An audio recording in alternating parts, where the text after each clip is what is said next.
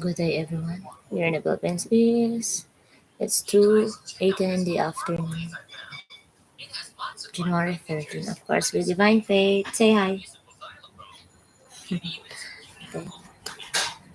Our topic for today is about teaching macro skills. I'm gonna read it. Listening, listening comprehension skills or enabling skills. Listening for detail, listening for specific information. Listen, listening for just listening to get only the main and most important ideas. Drawing, drawing, drawing. What? Of course, regards to my bangs. Drawing interferences, listening to fill in gaps and draw conclusions from the message uttered. Anyway, I did not own the materials that I'm using in this video, and this is for educational purposes only, no copyright infringement. The materials that I use here belongs to its rightful owners. Okay. I just don't wanna see my face. It's very that's what Wafa said. It's very sa to basta tintal. Okay.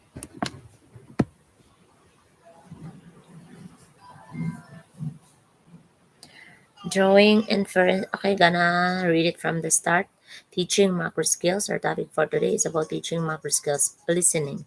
Listening comprehension skills or enabling skills. Enable or enabling skills.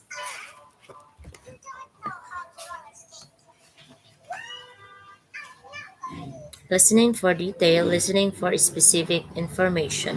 Listening for just listening to get only the main and most important ideas. Drawing inferences, listening to fill in gaps and draw conclusions from the message uttered. Listening selectively. Okay, dira na. Yan tayo bit. Sa Hmm. Muna na sid kami. Amping, may gatigat bastos kayo. Ang mamaing na di may gatigat. Asa na ko tanawa si mama kay kuan kay na siya kana natay buhaton no kuan kay na siya kung naay sino ay puto kay si mama mo na siya. Balik na po ta teaching macro skills, listening, comprehension skills or enabling skills, listening for detail, listening for specific information, listening for just, listening to get only the main and most important ideas, drawing inferences, listening to fill in gaps and draw conclusions from the message uttered. Listening selectively. Hala, wala pa niya auto mong iro. Listening only, listening selectively, listening is selectively, sorry. Listening selectively, listening only to the two specific parts of the input, making predictions, listening to create anticipations before and while listening. Types of listening. Appreciative, listening to enjoyment, listening to music. That's the example. Informative, listen to learn something. Critical, the goal is to evaluate or scrutinize what is being said. Therapeutic, listen to support others but not to judge them. Speaking,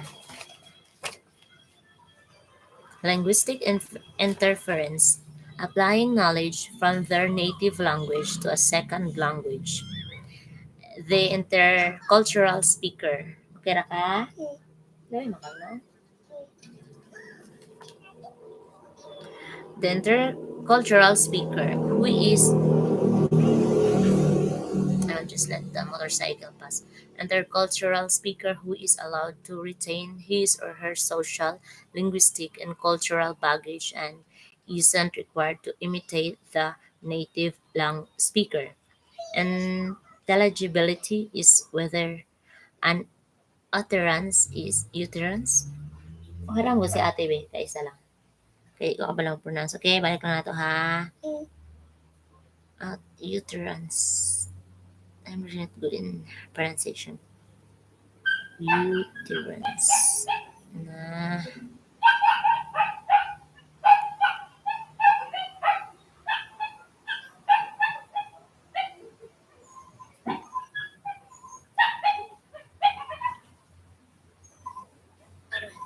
Utterance.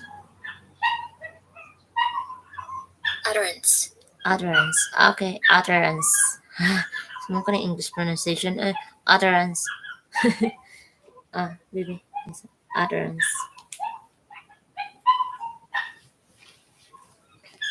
Utterance daw ay dili uterance, dili utterance. Ay, sinay gamay. Okay ra ka? Utterance. Unsa dato? Intelligibility is whether an utterance is understood by an interlocutor in, interlocutor or locutor ba? Copy ba sa'yo? Comprehensibility is a listener's perception of how easy or difficult second language speech is to understand. Accent is how different the phonology of an individual's speech is from that of the listener. Stages in a speaking lesson. Presentation stage or pre-activity phase. Teacher is the informant and students listen and try to understand. Practice stage. While or main activity, speaking activity. Teacher, monitor or facilitator. Students do most the talking. Meaningful, authentic, and memorable practice. Production stage. Teacher is the manager, guide, and advisor. Students use the language for themselves. Free use of language, free expression is more important than mistakes. The main components of the communication process are as follows: context, in which communication takes place. This context may be physical, social, chronological, or cultural. Sender or encoder. A person who sends the message, a sender makes use of symbols, words, or graphic or visual aids. Inaya gamay. Okay ra ha? Sender or encoder, a person who sends the message. A sender makes use of symbols, words or graphic or visual aids to convey the message. Message is a key idea that the sender wants to communicate. It is a sign that elicits the response of recipient. Medium is a means used to exchange, transmit the message. Recipient or decoder is a person for whom the message is intended, aimed, or targeted. Feedback, the main component of communication process as it permits the sender to analyze the efficacy of the message. The different categories of communication include spoken or verbal communication, includes face-to-face, telephone, radio or television, and other media. Nonverbal communication, covering body, language, gestures, how we dress or act, where we stand, and even our scent. Wow. Non-verbal communication na nakabaw or something like that. Oh, even our scent. Dahil na nakapuro mo. Tama kayo. Basta mo na akong buhay.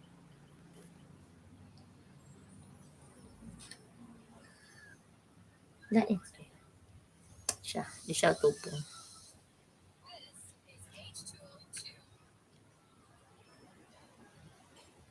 Written communication. Communication na tabalay ko na to no kay na distracta.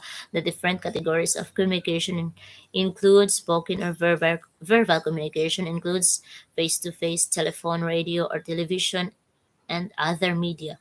Nonverbal communication, covering body language, gestures, how we dress or act, where we stand, and even our scent.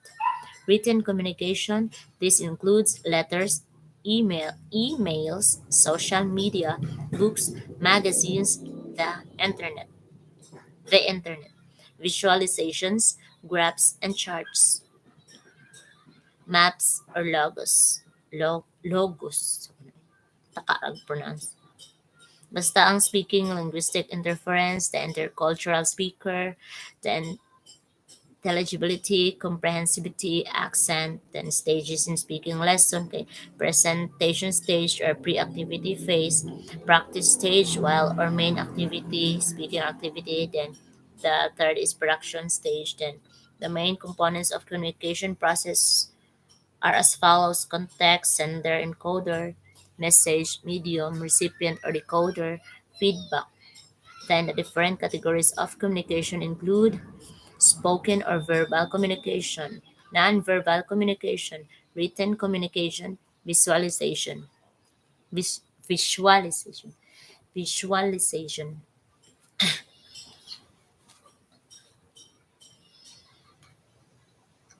reading, read. Kahit lagi kayo kung pronounce reading.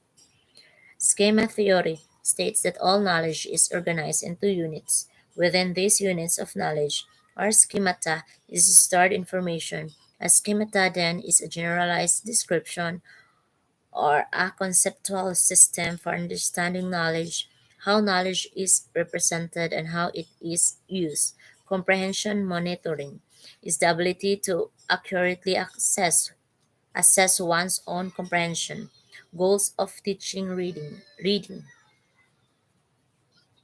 Schemata activation, vocabulary development, reading comprehension, understanding text organization, application. Reading process, pre-reading, reading, responding, exploring, applying, extending. The reading process, pre-reading, reading, responding, exploring, applying, or extending. Reading stages.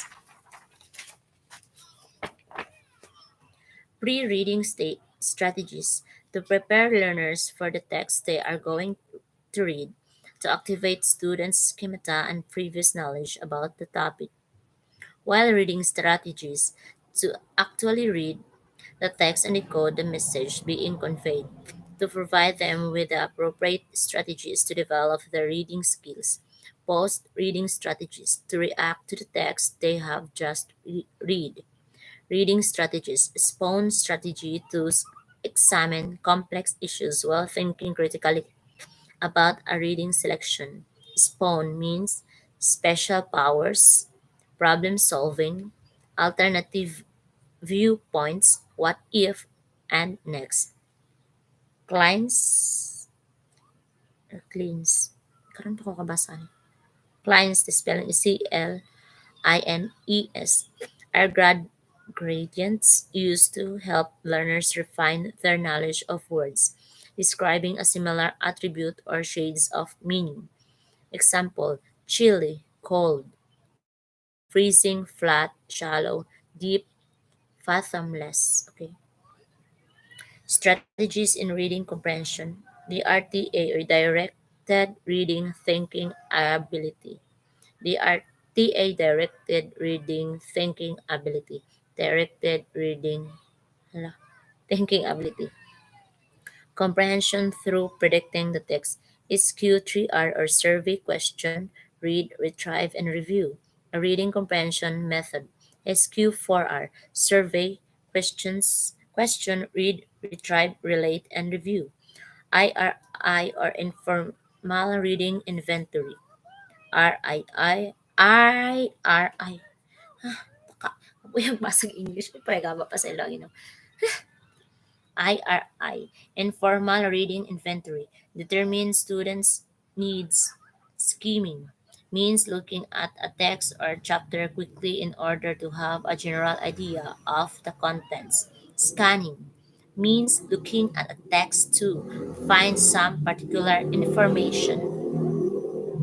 The three tiers of vocabulary development. Tier 1 consists of the most basic words, rarely require direct instruction, and typically do not have multiple meanings.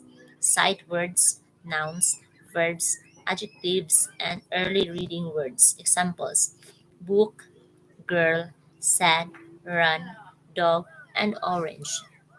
Tier 2 consists of high frequency words that occur, huh? Basa bala nang pronounce basta nagbasa ko, across a variety of domains. Words occur. Kapoy man ay. Kanay baro be. Ay, sa man English, bisaya man yung hiran sila ate ha. Kailang, Kay di kabalo si ate mag-pronounce takara. Occur. Takara ang tagbasa ni. Occur. Oh, ganun naman na. Occur. Occur naman. Occur sa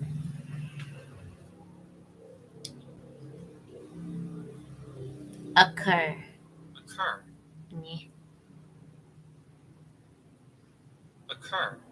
Okay, occur. Kapuya ang English basaon na. Thank you. Occur. Tier 1 ang kanani. The three tiers of vocabulary development. Tier 1, Tier 2, and Tier 3. Ang Tier 2 consists of high-frequency words that occur across a variety of domains. Words occur. Ay, kapoy na. Occur. Asa na ni? Nasi pangamang. Often, Tier 2, balik ko sa Tier 1. The three tiers of vocabulary development. Tier 1 consists of the most basic words, rarely require direct instruction, and typically do not have multiple meanings. Sight words, nouns, verbs, adjectives, and early reading words. Example, book, girl, sad, run, dog, and orange. Tier 2 consists of high frequency words that occur across a variety of domains. Domains. Words occur often in adult conversations and literature. The most important words for direct instruction because they are good indicators of a student's progress through school. Examples: masterpiece, fortunate, industrious, measure, and benevolent. Tier 3: low frequency words that occur in specific domains. Subject in school, hobbies, occupations, geographic regions, technology, weather, etc. Examples: economics, isotope, asphalt, revolutionary war, and creep. Ang spelling sa creep kay CREP. Types of reading Types of reading activity. Shared reading. The teacher models the strategies and skills of a proficient reader. Steps of shared reading and ay, mo na tag Bisaya. Grade 1 na nagbasa. Napuya magbasa English Ginoo. Types of reading activity and steps of shared reading in content literacy. 1. Introduce the story by discussing the title, cover, and author or illustrator. Ask the students to make predictions about the story. 2. Read the story aloud to the students. Pause and ask the students to make predictions. Ask brief questions to determine students' comprehension level. 3. Conclude the reading by reserving time for reactions and comments. Ask questions about the story and relate the story to the students' similar experiences. Ask the children to retell the story in their own words. 4. Reread the story and or allow time for independent reading. 5. Conduct follow-up activities such as making crafts related to the story. 6. Guided involves a teacher working with small group of students who demonstrate similar reading behaviors. Body paired reading. Among body kay iring man. Choral reading, a student or group of students read a story together with or without the teacher. Types of reading comprehension skills. Literal reading, takaraming basay. Literal reading, the lines, information, read the lines, recall information stated directly and explicitly in the text.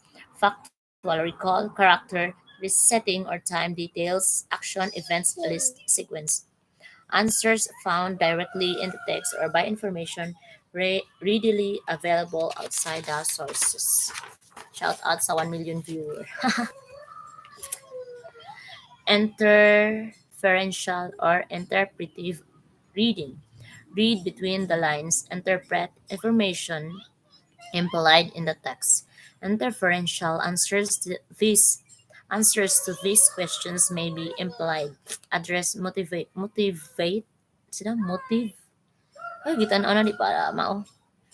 Otro. Interferential answers to these questions may be implied, address, motive of author or a character, found by following patterns and seeing relationships among parts of the text. Interpret theme, main idea, summarize. Critical or evaluative reading, or it's global. Read behind and beyond the lines. Evaluate information based on personal knowledge and experiences. Connecting answers to these questions emphasize the so what at the of the text, link text to prior knowledge, other text. Kira ka? Ikaw matulog. Ah,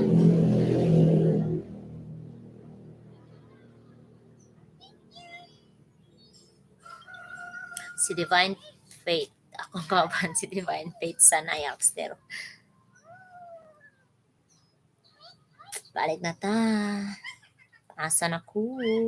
Naarap ko diri.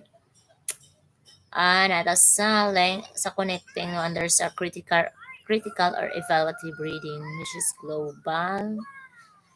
Connecting answers to these questions emphasizes the so what of the text, link to prior knowledge, other texts, or human experiences in life, giving an opinion about character, events, realistic author's decision point of view. Writing, abridgment, a book, play, or piece of writing that has been made shorter by removing some details or less important information. It is called abridgment. Summary, a short, clear description that gives the main facts or ideas about something. It is called summary. Brief, formal document a lawyer uses both to convince a court that the client's argument is sound and to persuade a court to adopt that position. Brief. Critic. Ang critic na spelling CRITIQUE. A detailed analysis and assessment of something, especially a literary, philosophical, or political theory. That's critic. Types of discourse, argument, to convince an audience that the writer or speaker is correct, using evidence and reason. Narration, tells a story often with emotion and empathy involved. Description, relies on the five senses to help the audience visualize something. Exposition, inform the audience of something with relatively neutral language. Example, it's not meant to persuade or evoke emotion. Steps in summarizing. 1. Start by skimming the text to get an idea of what the text is about. 2. Cross out sentences that are not necessary or that are redundant to help them pull out what is crucial to the message of the piece. Mark case. Mark 3. Mark keywords. 3. Mark keywords and phrases and jot down notes about the main idea. Instruct students to look for signal words such as therefore, in conclusion, or in summary. 4. Have them verbally summarize the nonfiction piece to appear. 5. Then have them reread the text and write a summary paragraph. In the summary, students should state the text's main idea in the first sentence and include the most important information. Viewing. Viewing comprehension refers to the ability of the participants to perceive meaning from visual presentations with levels literal. Pa ang mga iro motor, ulan na. Reorganize, alas 2 pa man. Ingon ang ulan alas 6. Viewing comprehension refers to the ability of the participants to perceive. Tanong sila kung nanilabhan, bebe ha. Tara lang ka.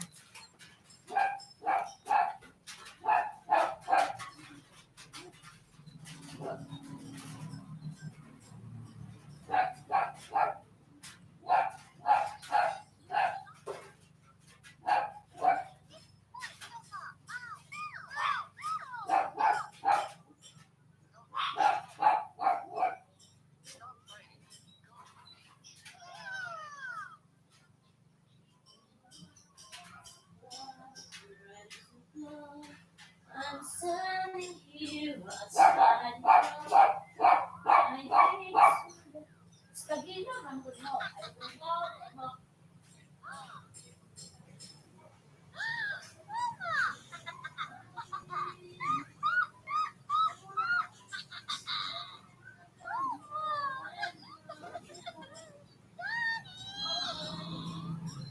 I agree, but the dawn is broken. There's only one.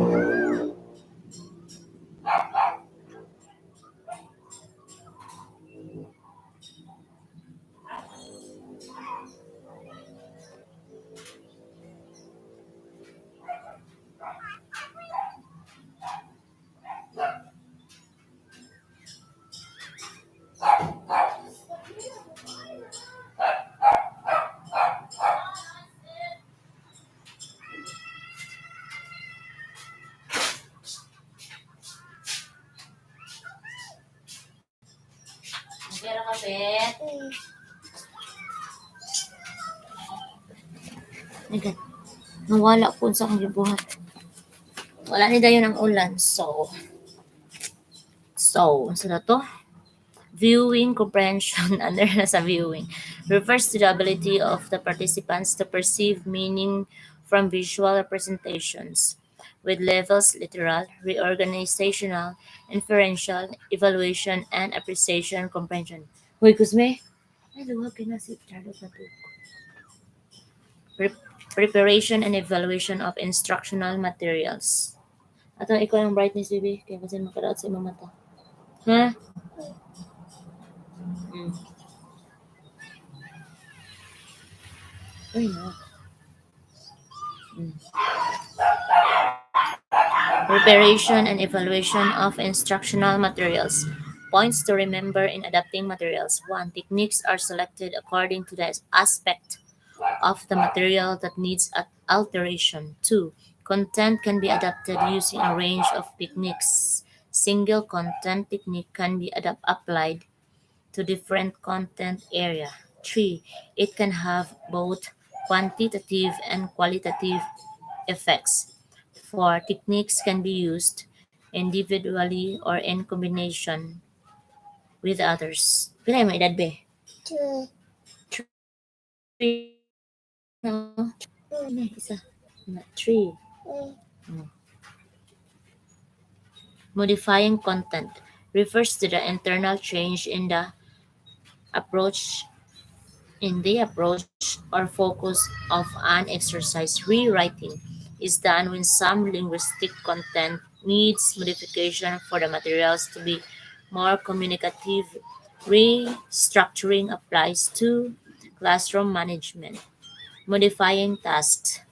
Exercises and activities may need to be changed to give them additional focus. Other or deleting content. The book may contain too much or too little for the program.